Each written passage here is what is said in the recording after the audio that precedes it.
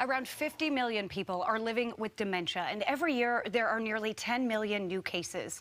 Joining me now, Madeline Fraley from Port Orchard, who lost her husband just 2 years ago. Hi there, Madeline. Hi. So glad to have you along here. And, you know, this is an issue that impacts millions. We just shared that about 50 million people are anticipated to have this really tragic disease. So tell me first, what were some of the warning signs with your husband with dementia?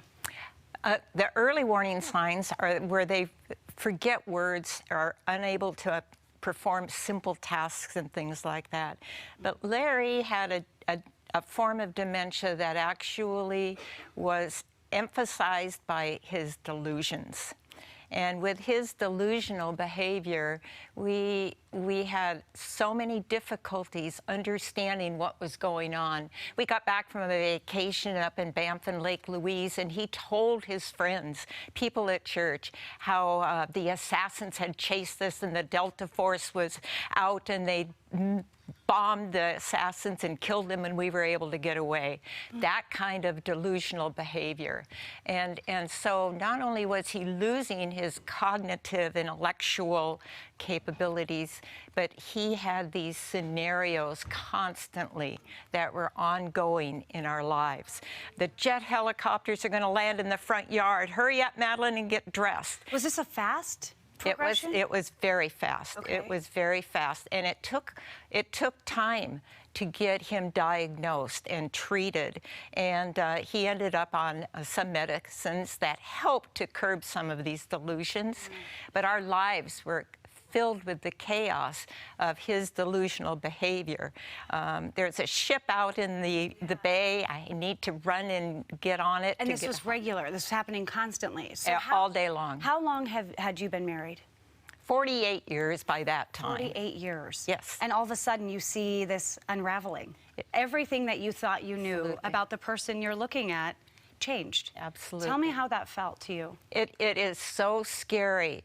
I kept a journal throughout this whole time, documenting these events and so on.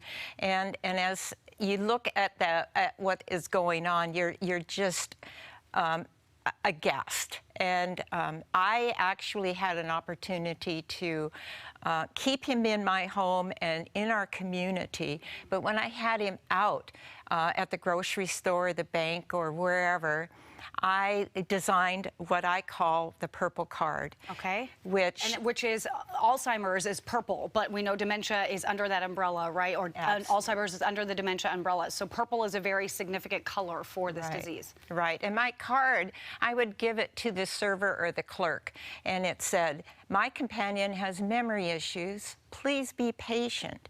Thank you." How did that help you, Madeline, in your journey? It helped so much because I would inform the people we were in contact with and interacting with, and they reciprocated by being compassionate and patient. Gotcha. So there's obviously this not epidemic, but it is an issue because we don't have a cure. We have treatments, but some of them don't work as well as we would like them. They don't restore our loved ones, right? And you were a caregiver, and you worked as hard as you possibly could to keep your husband safe and happy while he was with us. Absolutely. So moving forward, though, we need a cure. We need options. And that's where these walks come in. And I know you were part of the one in Port Orchard that just happened. Yes. So, Madeline, there's one coming up on September 28th. It's happening in Seattle. Yes. Thousands are expected to come out for the Walk to End Alzheimer's. Tell me why it's so important for people to come out to this. We need to raise money to help in the research, the scientific research, to find treatments and cures for this disease. It's so insidious, and it permeates so many of our loved ones. The tragic loss that we're seeing. Like you said, it's, you know, you lose that person. It becomes a shell, is what I've heard a lot of people explain it as, is that person that you knew, that you loved, that you lived your life with, has now changed, and you still love them, right? So we're doing everything that we can in a way that you can help out is by going to the walk on September 28th. And if you want to be involved in our Healthy Living segments and you want to read more, just go to q13fox.com/healthyliving. So Alzheimer's accounts for about 60 to 80% of dementia cases. At 11 a.m.